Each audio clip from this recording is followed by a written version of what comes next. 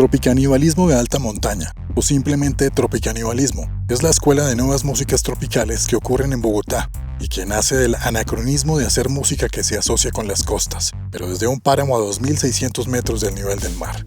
Esa es la definición escrita por Mario Galeano en el prólogo del libro Cumbia Somos, el mismo Galeano, líder de Frente Cumbiero, y que con músicos como Eblis Álvarez y Pedro Ojeda, entre otros tantos, desde hace más de 2 décadas, ha construido un sonido que replica por varias latitudes del mundo.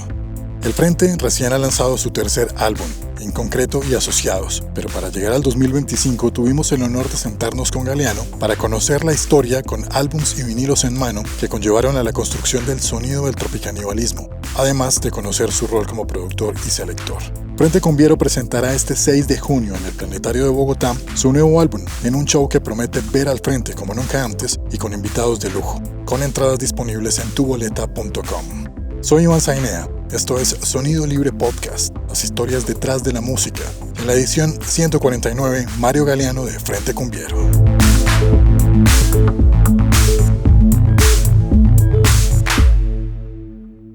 Estimado Mario, ¿cómo va todo? Bien, hermano, bien, acá contento con el nuevo lanzamiento y siguiendo con todo pues el trabajo, con las bandas, grabando, girando, tocando, entonces todo sigue en marcha muy bien. Bueno, me alegra. Repetimos podcast porque si la memoria no me falla, estuviste en el tercero. Ok. Eso ya pasó hace tiempo. Epa. Hablamos del Kronos Quarter y de algunas cosas. Claro que sí. Pero para llegar al 2025, pues hay que hablar como algunas cositas elementales. Ok. Definiendo el término tropicanibalismo, ¿cuándo se puede decir que nació y a quién se le puede adjudicar que fue el...? Pues hermano, mira, eso fue algo que surgió como precisamente en una charla de este tipo. Uh-huh. Y terminamos hablando de este concepto del tropicanibalismo. A veces los nombres surgen así también de forma fortuita, como que de repente surgen. Y un poco venía del concepto de estar como alimentándose de cierto, como de una especie de autofagia, como de estar como estilo musical, como país, como región, uh-huh. Estar como volviendo a reinterpretar estas cosas. Por supuesto también tiene un ángulo mórbido, ¿verdad? Sí, sí. Que también es interesante como porque me parece que pues también nos marca una diferencia como con otras formas de hacer y acercarse desde el arte a la revisión de los estilos, a revisión de la música, porque pues como siempre hemos estado un poco al margen, de como de las grandes corrientes de la producción musical. Entonces me parece que es importante como esas referencias un poco irlas dando y esto le ha dado como cierto marco que también evoca ideas a las personas diversas, o sea, como que la gente cada cual va interpretando este género o este nombre que puede significar. Y hay algo que a mí sí me parecía desde siempre, y es que pues el entorno de lo que se está haciendo acá, principalmente en Bogotá, desde finales de los 90, principios de los 2000, tenía un nombre que era el de Nuevas Músicas Colombianas. Uh-huh. Y pues ese me parece el nombre más estéril que se le puede dar a algo. Y bueno, está chévere ir tirando ahí como nombres, como a la parrilla, para evocar diferentes cosas, ¿verdad? Entonces, como tal, no es ninguna cosa dogmática, ni ninguna cosa como que alguien se tenga que inscribir dentro de esto o no, pero simplemente es un nombre que está ahí para que la gente lo use o lo repiense o lo odie o lo que quiera. Bueno, lo he preguntado porque obviamente es el marco del contexto y de alguna u otra manera creo que van alrededor de unos 50 álbumes que se han publicado partiendo como de ese tropicanibalismo que ha venido como pues por ustedes, ¿no? Claro. Entonces, recordando el origen, cuando ustedes lanzaron fue Los Miserables, eso fue en el colegio, que fue la banda hasta de punk. Ya. ¿Qué tanto de punk tiene el ensamble polifónico? Y que, sí, porque pues se supone claro. que vamos enfocado al vallenato y ese híbrido entre punk y vallenato. Sí. Bueno, pues un poquito ahí volviendo a ese punto, esa primera banda que tuvimos nosotros se llamaba Los Desechables. Los Desechables, perdón. Los Desechables. Y pues sí, claro que hay un registro fonográfico de eso, unos cassettes en los que grabábamos nuestros temas, que pues obviamente son unos cassettes de juego, de chiste, teníamos todos 13 años, 14 años, más bien 12, 13 años, y entonces son unos cassettes en los que casi que es un solo tema y que íbamos grabando cada ensayo como el desarrollo de ese tema, y es muy chistoso de escuchar, sobre todo pues porque habla de nuestro círculo de amigos que seguimos hasta el día de hoy haciendo música. Ese fue, digamos, lo primero, pero como te digo, esto era una cosa absolutamente de juego, de empezar a probar con los instrumentos, a empezar a tocar. Ninguno de nosotros venía como pues de haber tomado clases ni nada de eso, entonces eran en realidad como unas cosas muy de juego. Y digamos que ese fue pues una cosa súper de adolescencia. Este otro grupo que tú mencionas, que es el Ensamble Polifónico Vallenato, ya es en la etapa universitaria. Sí. Ya estábamos todos en la Javeriana estudiando, y creo que se mantiene de todas formas ahí como un acercamiento a lo disonante, lo crudo, digamos, precisamente esa falta de técnica que teníamos nosotros a los 12 años. No es que la hubiéramos, digamos, ya por supuesto en la etapa universitaria ya la habíamos superado, entre comillas, pero también queríamos evocar esa cuestión de salirnos un poco de los patrones que la academia nos marcaba, pues porque la academia te quiere como enseñar una forma como oficial o una forma como correcta de hacer música y de tocar, exactamente. Entonces, esto era una forma de nosotros de ponerle un freno un poco a eso y abrir nuestro espacio fuera de lo que nuestros profesores esperaban de nosotros, ¿no? Que incluso en esa época de la universidad, pues cuando empezamos a sacar estos discos en nuestros conciertos, los profesores estaban muy choqueados de que nosotros hiciéramos esto, pues porque supuestamente deberíamos estar como explorando unas cosas más bonitas o más armónicas, estéticas dentro de la música. Entonces creo que esas dos cosas pueden tener ahí un vínculo. Ok, justamente hablando de la historia y todo el tema de la universidad, hubo una camada de ustedes que se fueron, pues tú no estabas ahí, se fueron a Cuba. Ajá. Vienen con unas ideas como de explorar el sonido que hay en toda la costa y demás. Tú te vas para Holanda, creo. Sí. Esa experiencia, o qué aporte, o qué idea llegas tú de Holanda para unir como ese parche, digámoslo así, que es neurálgico en la construcción del tropicanibalismo. Claro. Pues mira, en realidad esto tiene que ver mucho con una coyuntura generacional de los músicos de mi edad, de mi generación en ese momento, puesto que el ambiente del rock alternativo y el jazz, que era lo que era como la cama franca en la que todos estábamos en ese momento, empezó a recibir estas influencias a través de bandas como el Bloque de Búsqueda, a través de las primeras como llegadas aquí a Bogotá del Sexteto Tabalá, de Petrona Martínez, de Totó la Momposina, de poder ir a conciertos en los que a la par estaba tocando Toño Arnedo, un combo de jazz de este estilo, y que también se presentaban con músicos principalmente de la costa atlántica y pacífica, y el empezar a descubrir los discos. Entonces hubo como un despertar como alrededor del entorno de lo que estaba pasando, y esto hizo, por ejemplo, que algunos de los compañeros se fueran para Cuba, ¿no? Y se dieran cuenta que, pues, que en Cuba también la música cubana era todo un credo para los músicos locales, y que nosotros acá estábamos bastante como, pues, incautos y bastante como mal informados y bastante como desconectados de lo que había en nuestro alrededor, porque pues nosotros fuimos criados con la radio anglo. Ajá, digo, no dentro de las familias, porque obviamente todas nuestras familias tenían otras formas de escucharlo, pero el entorno de la adolescencia, el entorno de lo que era pues ser un adolescente en los 80s y 90s, era estar escuchando radio principalmente anglo. Ajá. Entonces un poco la forma de que nosotros lo abordamos fue pues empezando a estudiar estas cosas.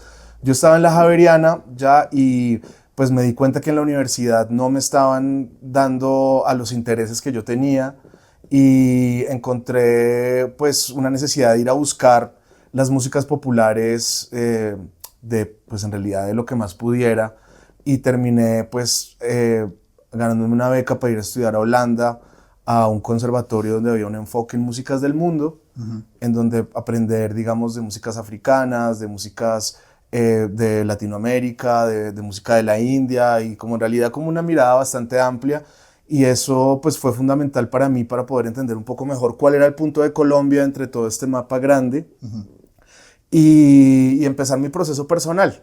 Cada uno de los demás compañeros también tuvo su proceso personal, no sé, el caso de Eblis que se fue para Dinamarca, Pedro que se fue para Canadá, los otros amigos, Pedro ya había estado en Cuba también, y así todos fuimos como creando o continuando con esa búsqueda académica, y una vez todos terminamos de estudiar y nos graduamos, terminamos lentamente regresando al país. Yo llegué en el 2004, principios del 2004, o 2005, 2004, y así fueron después llegando los demás, y bueno, volvimos acá a continuar como con nuestra búsqueda, y ahí digamos que arranca ese proceso más de lo que pues, podemos hablar del tropicanibalismo, o en realidad como de estas músicas bogotanas que exploran pues, lo tropical desde la montaña. Si el centro es Bogotá, y de pronto no comparándolo dentro del mismo país, porque, pues bueno, nos da tema para otra discusión, pero sí entre otras capitales en donde la cumbia está fuerte, de alguna otra manera, lo que nos llega aquí información, como pues el DF, como el mismo Buenos Aires, Santiago de Chile. ¿Cómo está Bogotá comparándolo en ese radar? Como hoy en día, Sí, hoy en día. No, pues Bogotá es una de las capitales más dinámicas de la música, definitivamente, del continente. Es difícil compararla porque, digamos, el caso de Ciudad de México tiene pues una infraestructura, una cultura de la noche y de los conciertos muchísimo más grande que la de Bogotá. El caso de Buenos Aires también puede ser similar, aunque la recesión económica de Buenos Aires la pone ya en un punto diferente a la de Ciudad de México, donde eso es una explosión de consumo de música muy grande. Pero si hablamos desde el contenido, desde la exploración, desde la estética que se propone, sí creo que Bogotá tiene cierta ventaja en cuanto a unos riesgos y en cuanto a unas exploraciones que, por supuesto, en esas ciudades se dan. Pero hablando de nuestro contexto acá, creo que sí hay una cierta vanguardia latinoamericanista que surge de nosotros, y no es necesariamente algo como una autoindulgencia de que sí, que acá está una chimba todo, no sé qué, sino que es también lo que se dice, lo que se ve desde afuera, lo que la gente comenta, lo que la gente de afuera busca, el por qué nosotros estamos todo el tiempo viajando por fuera del país y nos invitan a los festivales, porque obviamente sí hay una fuerza y una producción artística muy tangible, muy pues real, y ahí está. Justamente ahí, y para ir lanzando los discos, de Chico Trujillo, el Mambo Mundial, acá estuviste en la mezcla de este álbum. ¿Qué opinión te merece el Chico Trujillo que está ahorita cumpliendo 25 años este año? Esperamos que estén aquí en Bogotá una vez más. Bueno, pues Macha, que es pues, el cantante de Chico Trujillo, obviamente la banda de Chico Trujillo tiene una cantidad de personajes tremendos, pero pues Macha, por ser el cantante y pues ser como la fuerza detrás de Chico Trujillo, es uno de los definitivos como personajes más importantes de la escena actual de las cumbias del continente. Y no solamente de las cumbias, porque Chico Trujillo, Macha, tiene también pues el bloque depresivo, tiene toda esta exploración del bolero, del pasillo, del vals criollo, y la floripondio por otro lado, que es más punqueto, pero y más ska, etcétera. El caso es que él tiene un universo musical muy grande, y sí es un personaje con una pasión y una como un inagotable como ganas de estar viajando, tocando, girando. Creo que Macha es la persona que conozco que más se la pasa fuera de su casa viajando. Siempre está o en Jamaica, o en Brasil, o en Bogotá, o en Ciudad de México, o en donde sea. Se la pasa todo el tiempo en una exploración muy grande. Arrancando con el frente, Este sí lo tengo en sí, porque tú me lo vendiste hace un par de años, esto ya no se Ajá, consigue, ¿no? sí. Acá estás con Mad Professor.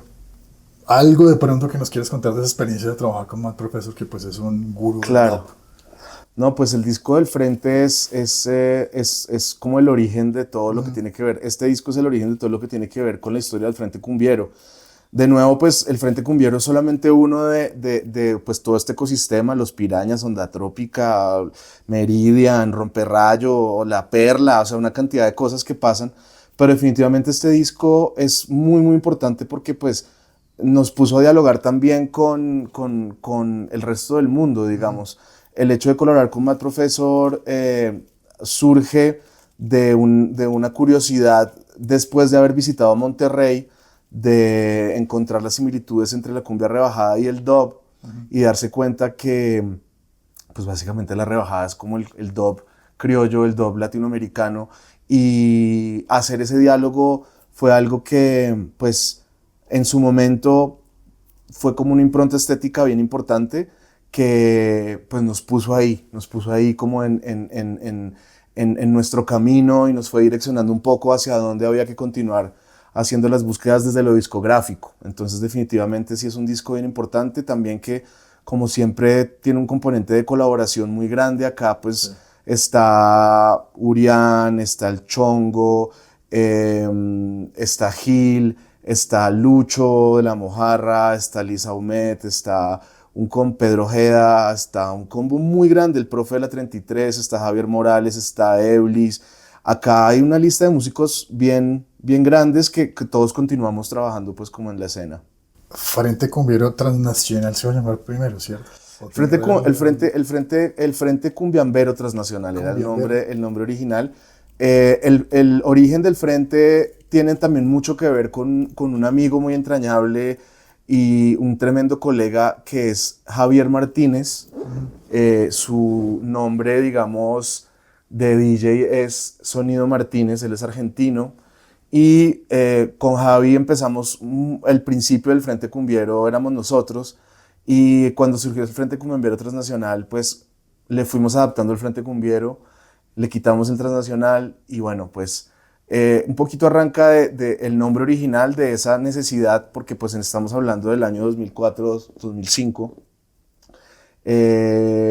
Hablar de cumbias era pues algo bastante súper mega de nicho, era una cosa muy pequeña. Hoy en día pues uno ve que hay un entorno incluso mundial alrededor de esto, pero en ese momento era como la necesidad de, bueno, necesitamos armar ese frente transnacional de revolver y retomar y rebuscar y sacarle como un nuevo camino a todo esto. Okay. Entonces de ahí venía como esa idea primera. Bueno, también por el 2011 están Los Pirañas, el primero, primero de Los Pirañas de Toma tu Jabón Capax. Pues Los Pirañas, por supuesto, otro grupo fundamental que además pues nos reúne a Eblis, a Pedro y a mí, que cada uno de nosotros tiene sus proyectos individuales con también unos caminos diferentes y con un alcance bien importante de cada uno. Pero acá nos ponen un punto muy bonito, una triangulación donde los tres estamos participando de forma pues igualitaria. Digamos que todas las composiciones del Frente Cumbiero son mías, todas las composiciones de Romperrayo son de Pedro, todas las composiciones de Meridian Brothers son de Eblis, pero acá todas son de los tres y todas surgen de la improvisación. Entonces es un grupo que sí es como nuestro sitio íntimo para compartir musicalmente con los amigos de toda la vida. Te hago una pregunta ahí. ¿Qué opinas de Eblis desde el punto de vista, no sé, como músico? Pues son amigos desde los 13 años, creo, sí. Del colegio. Pero, ¿cuál es tu opinión respecto con Eblis? Bueno, mi opinión es respecto a Eblis y respecto a Pedro. Es que son, pues, casi que así literal mis principales influencias, ¿cierto? Son como las líneas directas y las pautas estéticas que yo siempre estoy mirando y estoy como sorprendiéndome cada vez de lo que ellos son.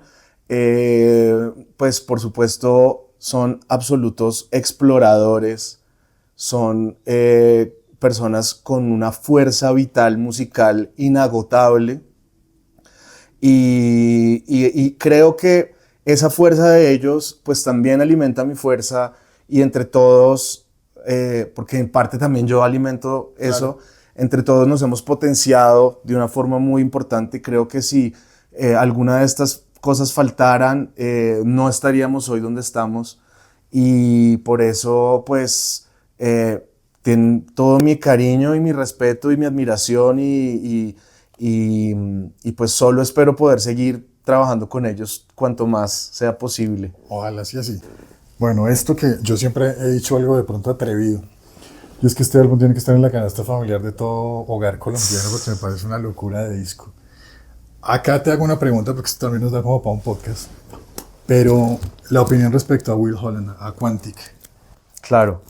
No, pues Will es otro de esos personajes tremendos que tuvimos el placer de, pues que tengo el placer de conocer y que pues que nos pudimos cruzar, ¿verdad?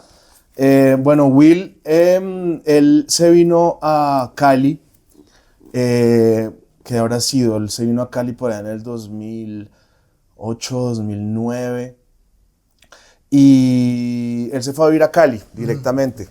Yo lo conocí a través de Lucas Silva, que es otro personaje fundamental dentro de la historia de lo que se ha hecho acá en el país.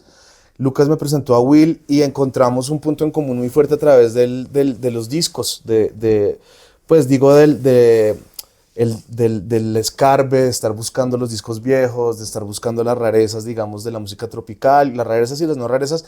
En ese momento en realidad había un campo gigante de búsqueda, todavía había mucho que explorar.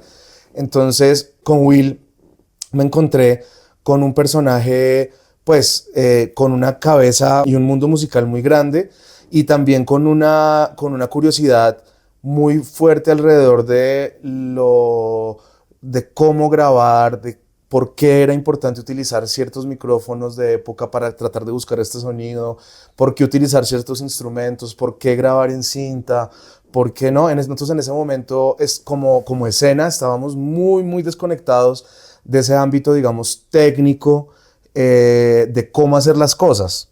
Teníamos todas unas ideas estéticas, pero desde lo técnico estábamos como muy flotando. Sí. Entonces él fue el que nos fue como pues me fue a mí como mostrando, vea, esto se grabó así, esto se grabó así, esto hay que hacerlo así, hay que tener esto, hay que tener lo otro.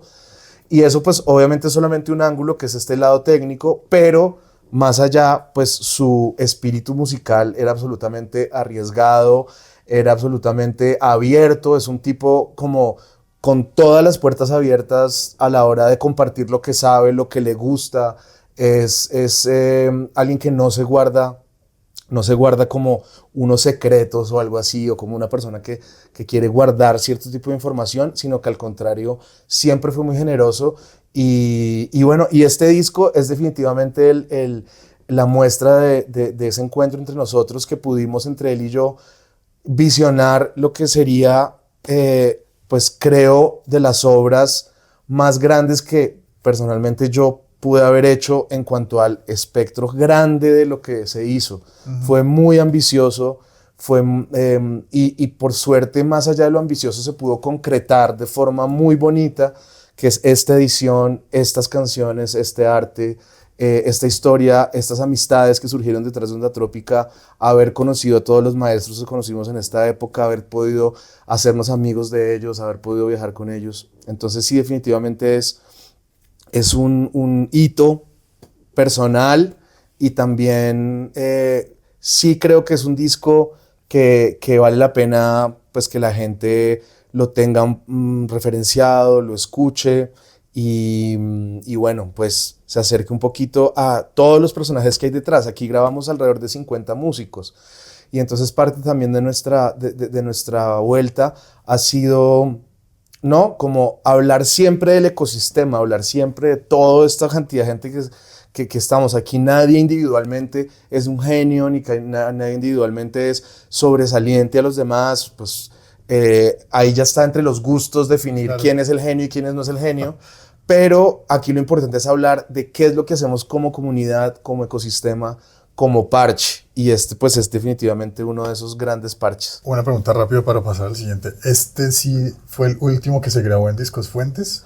Fue el último que se grabó en bloque en Discos Fuentes. En bloque, okay. Sí, en el Discos Fuentes, pues en su en su sede original. En Medellín. Esto también, y de hecho por esto fue que yo lo conocí, que son los Irreales Mixtape. Ajá. Salió con Shock. Eso salió con la revista Shock, que fue como un mixtape especial que nos pidieron. Sí, ahí del álbum. Te pregunto algo que tiene que ver como, pues cerraron Shock y bueno, hay una serie de cosas que han pasado, pero tu opinión hoy en día respecto al periodismo musical en Colombia, ¿cómo está? El periodismo musical está igual en todo el planeta, hermano. Eso no tiene que ver con Colombia. Básicamente el periodismo en todas sus ramas está en una decadencia, desde mi punto de vista, muy fuerte, por las personalidades detrás de los medios de comunicación, como esa necesidad de que el que figura es ese periodista, y no tanto el medio, o no tanto la marca, o no tanto ese conglomerado de periodistas que, como decir antes, no sé, pues para poner los ejemplos locales, uno hablaba del Tiempo, uno hablaba del Espectador, uno hablaba de Shock, y uno hablaba ahora de eso. Hoy en día uno habla de personajes. Entonces en las redes sociales también se habla de personajes. Entonces ahí se empieza a atravesar todo con los temas del ego y con los temas de todo esto, y no estoy juzgándolo ni mucho menos, pero creo que al caerse todas estas estructuras, pues simplemente se va desmoronando como el parche, se va desmoronando como casi que relacionado con lo que estábamos hablando antes, la comunidad, sí. se empieza a resquebrajar como toda esta cosa, y termina solamente siendo como personas. Okay. Entonces, a mí por eso me parece bonito siempre hablar de la importancia pues, del colectivo, ¿no? Entonces creo que el periodismo musical sí está pues también pues en un momento bajo. Las redes sociales lo reemplazaron y todo es absolutamente pues flash, efímero, todo dura una semana si tienes suerte sí. Y se acabó. El escándalo, bueno. Chao. Onda Trópica, Baile Bucanero. Baile Bucanero. Otro viaje. Sí. Esto se grabó en Providencia. ¿Se ha pensado de pronto en una Onda Trópica tercera parte, dando otro enfoque, otro aspecto musical? Sí, claro que sí. Ese siempre ha sido uno de los grandes planes muy como ambiciosísimos que tenemos, pero necesitamos una camionetada de plata para poderlo hacer. Entonces eso es prácticamente lo que frena la mayoría de nuestros proyectos, es el poder acceder a los presupuestos para hacerlo. Uh-huh. Mira, por ejemplo, acá donde estamos en Mambo Negro, que es donde trabajamos y es en nuestro estudio, pues a nosotros acá utilizamos las herramientas, nosotros nos autogestionamos, nos autoproducimos, pero si nosotros tuviéramos acceso a presupuestos un poquito más grandes, de repente, ¿no? Que haya sponsors, que haya incluso mecenas, o que haya becas o todo esto de verdad sí que le inyecta plata a los proyectos. O sea, por ejemplo, Onda Trópica 1, Onda Trópica 2 fueron financiados por el British Council. Sí. Sin esa plata del British Council nosotros nunca hubiéramos podido hacer nada. Entonces ahí está la importancia de cómo las personas creativas, y hablando pues de nuestro proceso, de verdad uno la plata la va a meter es a procesos de creación. La plata uno no la va a meter para comprarse una camioneta nueva, para salirse a comprar, o irse a hacer, no, o sea, uno va a gastarse la plata es en grabar mejores discos, en hacer mejores colaboraciones, en sacar productos más bacanos. Y por suerte hoy en día, y después de muchísimos años, tenemos estos espacios autogestionados. Ajá. Que nos permiten sacar nuestra música de la mejor calidad posible. Y por supuesto no me quejo de lo que hacemos acá, pero si no tuviera más plata podría invitar a más gente, podría hacer más cosas, podría sacar vinilos triples, podría hacer documentales, podría hacer escuelas, podría hacer hasta muchísimas ideas. Entonces la importancia de la financiación, de la financiación a las artes, no solamente hablando de la música, sino en general las artes necesitan de la financiación. Entonces aquí nos salimos mucho nos salimos de ese concepto capitalista de si no vende, entonces no vale la pena, sí. ¿Verdad? Porque el arte sí merece un tipo de apoyo diferente y a los procesos comerciales. Los Toscos con Carmelo Torres. Tengo entendido, ¿se va a grabar un segundo álbum? Ya se grabó. ¿Ya se grabó? Sí. Grabamos un segundo disco con Carmelo, este fue el primero, Ajá. que por supuesto pues es una belleza haber podido conocer a Carmelo y pues compartir con él y poder grabar con él.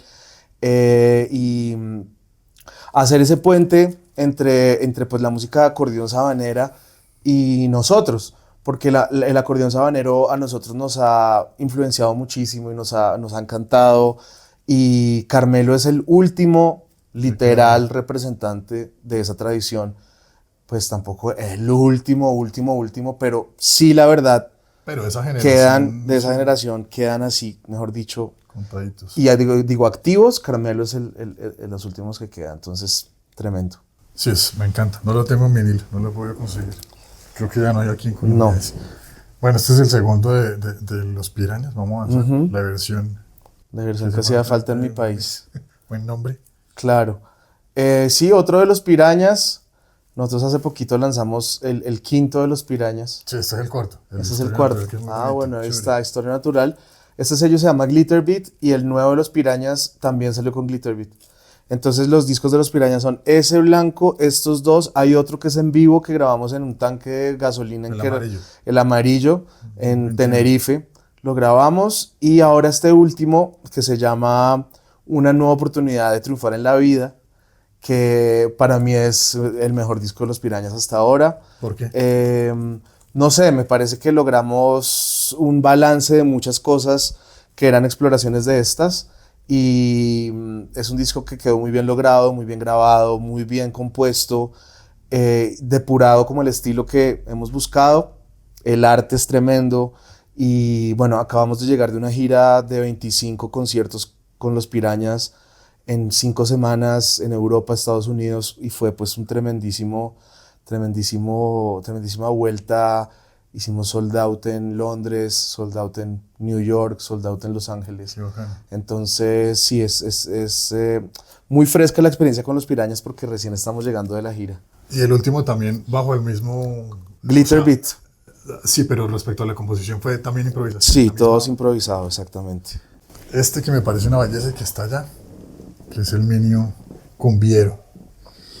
Te pregunto, ¿cómo está o cómo se vive la cumbia en Japón? Porque en esa oportunidad, cuando te entrevisté en el Paraguay, te pedí unas recomendaciones, me nombraste a los Minio Crusaders. Mira. Después los vine a ver acá.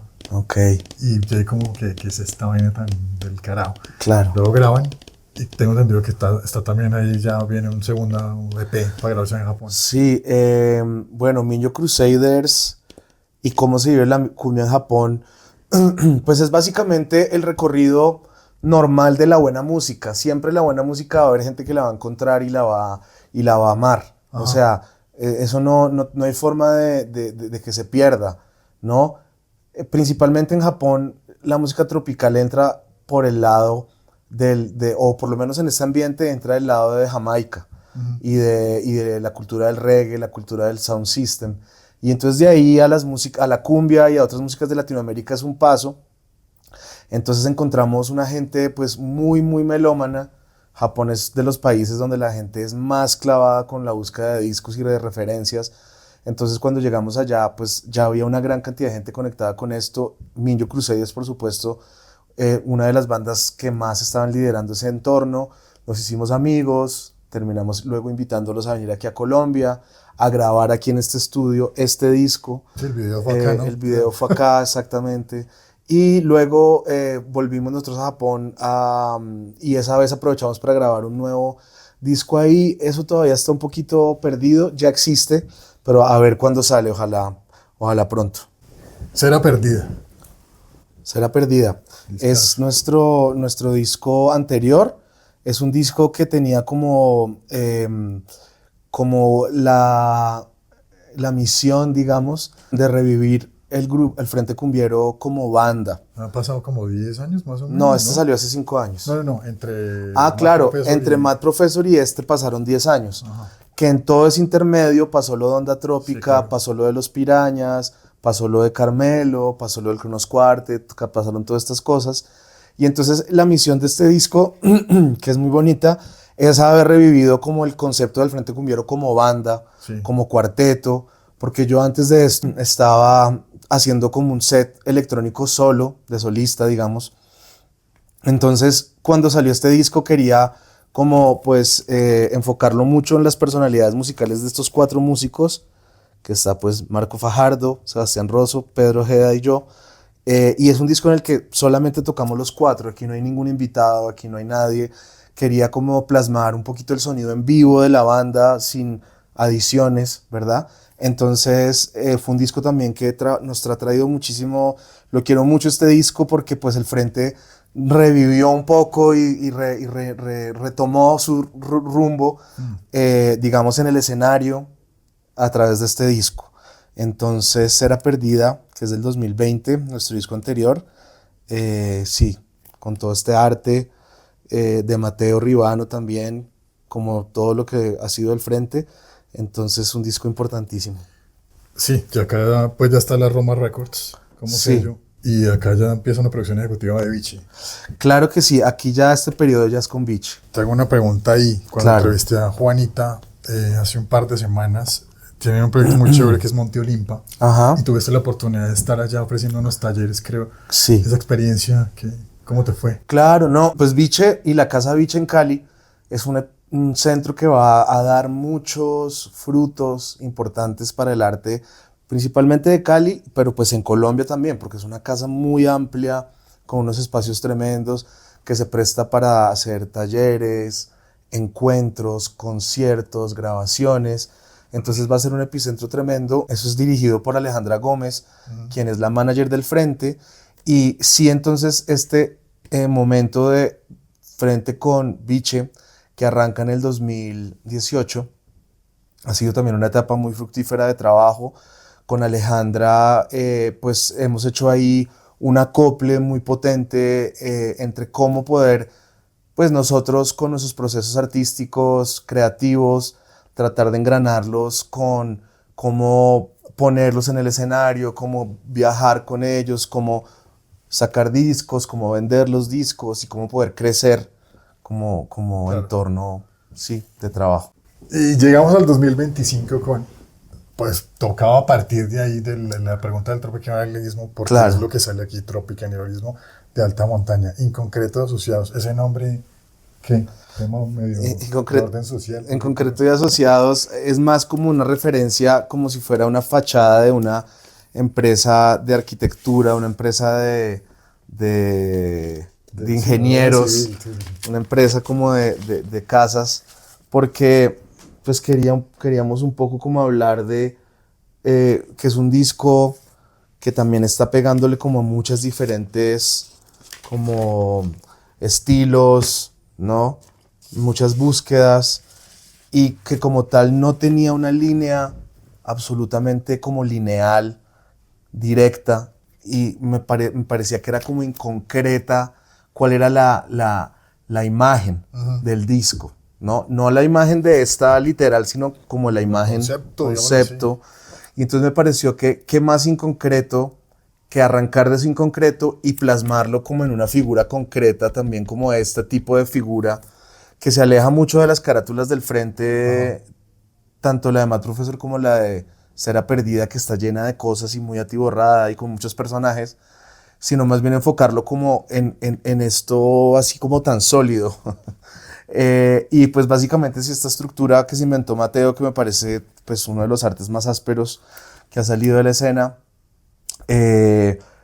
Es dentro de su como estructura sólida, tiene también unos ángulos imposibles y como unas perspectivas que no son reales y que a la vista como que le da a uno para mirar a muchos puntos.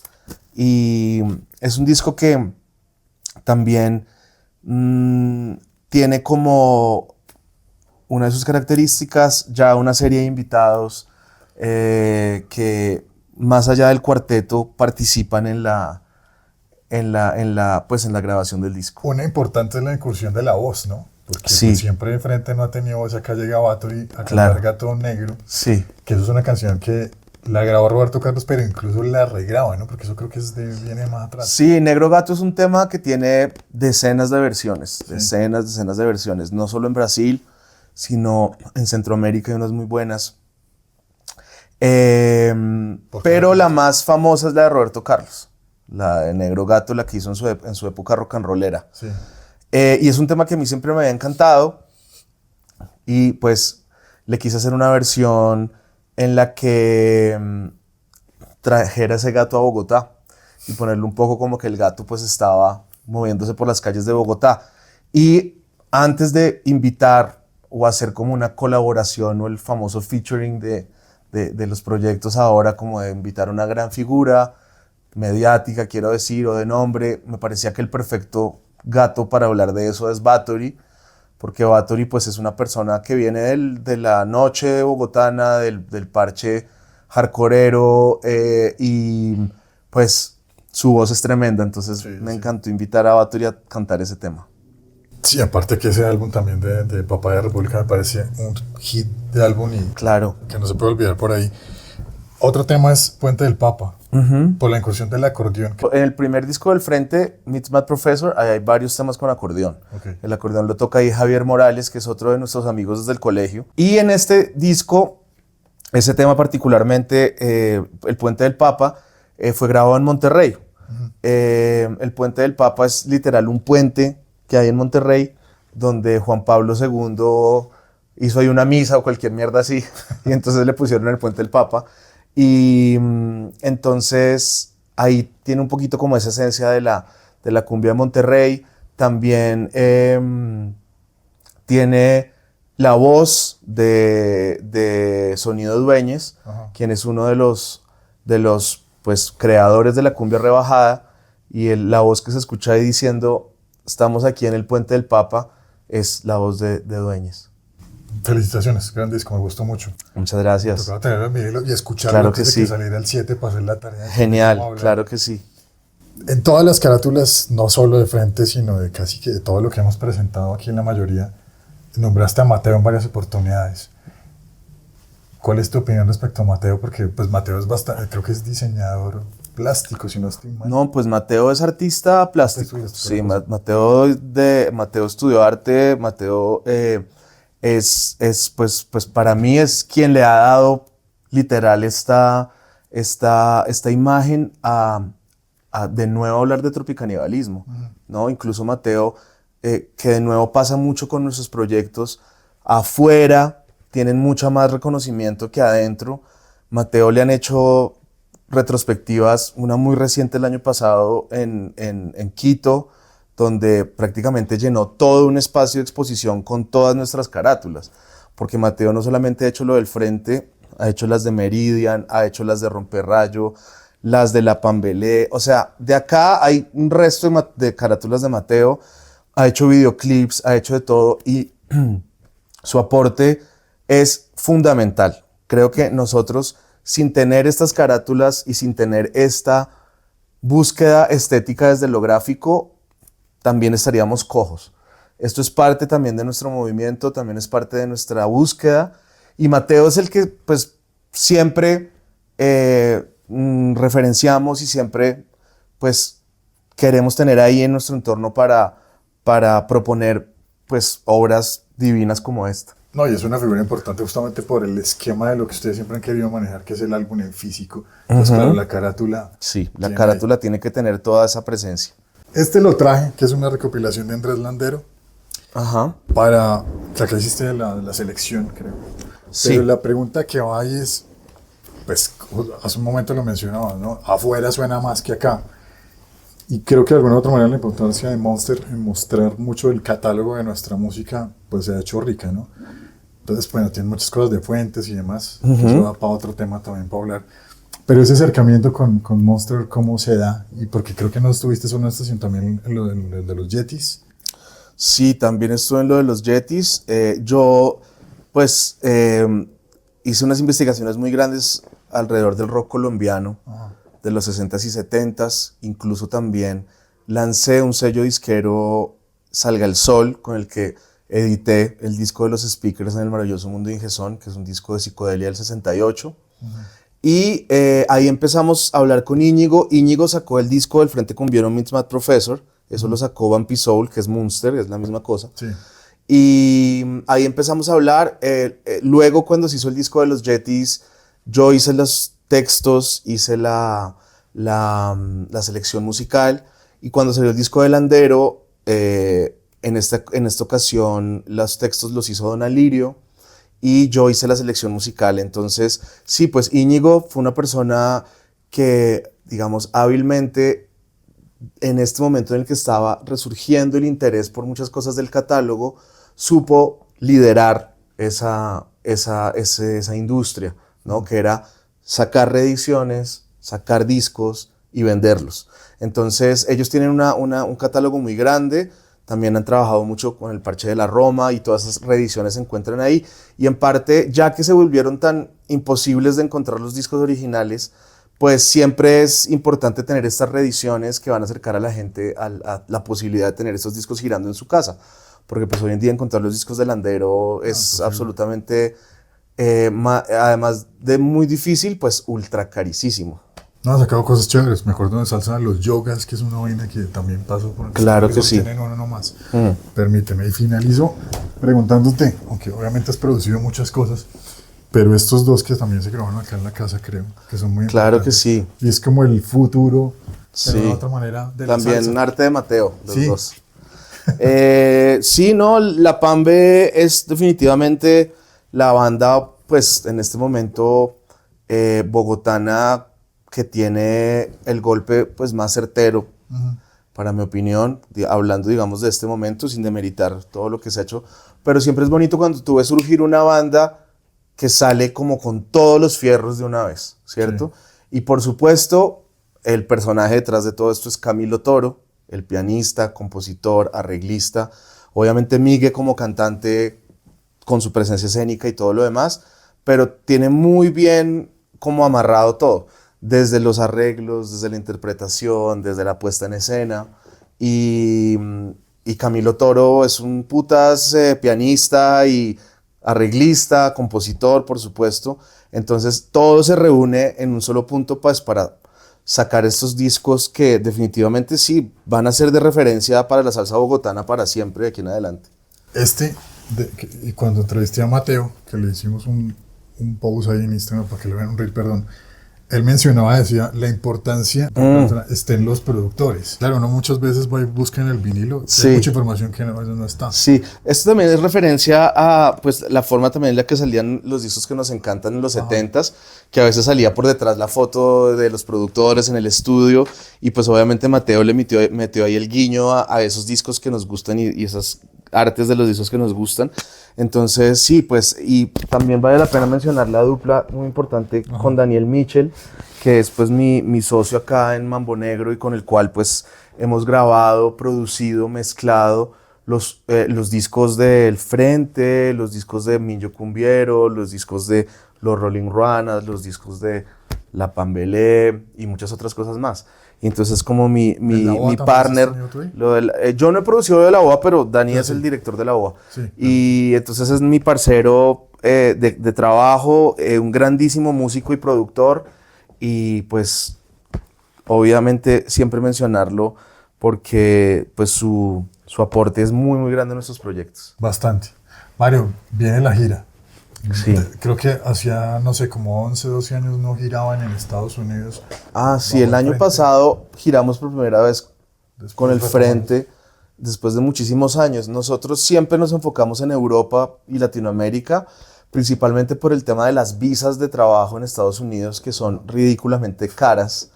Entonces, como en Europa no nos necesitábamos visa de trabajo, pues simplemente fuimos siempre a abrir allá y a trabajar allá. Entonces el año pasado ya vimos pues como que por la gente que estaba pidiendo, los programadores, los festivales, dijimos, bueno, vamos a hacer un esfuerzo económico muy grande, porque cuesta miles y miles y miles de dólares sacar las visas de trabajo para todos. Lo hicimos, valió totalmente la pena, y pues la idea es continuar volviendo de aquí en adelante. La próxima gira es en 2 semanas, nos vamos.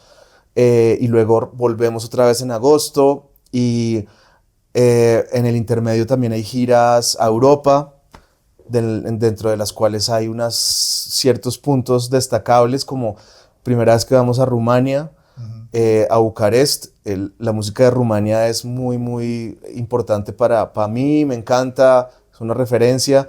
Entonces poder grabar en Rumania, porque vamos a grabar ahí al menos 2 temitas o al menos uno, si se puede, será genial. Y la otra es la parada en Glastonbury, que es pues, el festival más grande del mundo. Entonces poder tocar en Glastonbury con el Frente, ya fuimos con Onda Trópica una vez, pero pues tocar con el Frente es tremendo. También hay una gira en Canadá, después de eso de Glastonbury. Alemania creo que también está. Sí, no, claro, está Alemania, está Francia, está Holanda. Las de siempre. Sí, las de siempre. Y luego ya para fin de año, hacia octubre, hay planes para Japón, para Corea. Estamos viendo también si se logra articular Taiwán y China, están por ahí como hablándose. Se habla también de Filipinas, en fin, es como toda una serie de anzuelos que toca estar tirando a ver cuál es el que engancha a uno y sí, pues poder llevar nuestra música afuera es nuestra tarea, es lo que llevamos haciendo todos estos años y aunque es muy difícil, agotador, porque uno está poniendo su cuerpo literal pues para estar haciendo esas giras y esos viajes, es pues como el camino que además de los discos ayuda a llevar la música a otras audiencias, ¿no? Entonces, ya para finalizar, en esa gira está una parada importante en Bogotá el 6 de junio, en el Planetario. Sí. Ese show, como, pues sin spoilear mucho, ¿no? Pero pues el lanzamiento del álbum. El lanzamiento en Bogotá va a ser el 6 de junio en el Planetario. Entonces, claro, es una fecha re importante porque, sí, pues es mostrar en nuestra casa lo que hacemos. Y yo sé pues que mucha gente que nos sigue puede de repente irnos a ver a un bar o a otro sitio, pero hay una gran cantidad de gente que le gusta lo que hacemos, pero como que no se entera qué es lo que pasa. A la hora de hacer esta alianza con Páramo, esperamos pues que el alcance y la convocatoria sea mayor y que la gente pueda ver en vivo lo que es el Frente Cumbiero, porque esos proyectos, no solamente el Frente, sino la gran mayoría de todas las bandas nuestras son cosas que hay que ver en vivo. Sí, claro. Su principal forma de materializarse es en el en vivo. Claro, los discos son del putas, los discos tienen su espíritu, pero el en vivo tiene un espíritu muy diferente. Entonces poderlo presentar en Bogotá y en el Planetario, utilizando todo el domo, con las visuales, que obviamente es otro ángulo muy, muy importante del Frente en vivo. Las visuales las hace Diego Taborda, que es otro artista plástico bogotano con el que hemos puesto en escena esa visión gráfica que Mateo trae y que además Diego complementa y la potencia sí, para el escenario. Entonces vamos a tener una utilización del domo y además Diego es como de los expertos colombianos en domo, ¿cierto? Él es un putas para hacer vainas en el domo, entonces ese día va a ser muy especial porque va a estar como el domo en todo su potencial, todo su esplendor. Y pues vamos a tener a todos los invitados, vamos a invitar a las personas que grabaron con nosotros, va a estar Bathory, va a estar Evelis, va a estar una gran cantidad de invitados, los más que podamos. Y entonces, sí, pues aprovechando, si esto sale antes del 7 de junio, sí, tiene que salir. Excelente, que sí, que nos acompañen, que vayan a vernos, que apoyen estas iniciativas con la compra de su boleta, ¿cierto? Que la gente vea que apoyar a través de la boleta, ir a ver un espectáculo, es lo que sostiene todo nuestro ecosistema de qué hacemos, de las cosas que hacemos en lo artístico, de todo el trabajo. Entonces, pues una invitación para que ese 6 de junio pues, nos acompañen ahí en el Planetario. Allá estaremos. Mario, muchas gracias por el tiempo, por recibirnos claro aquí que sí. En Mambo Negro. Gracias a Renata. Y espero te haya gustado la entrevista. Claro que sí, hermano. Distinto. Muchas gracias. Un gusto. Ahí hablar y abordar un poco todos los temas diferentes. Vale, gracias. Bueno, hermanito.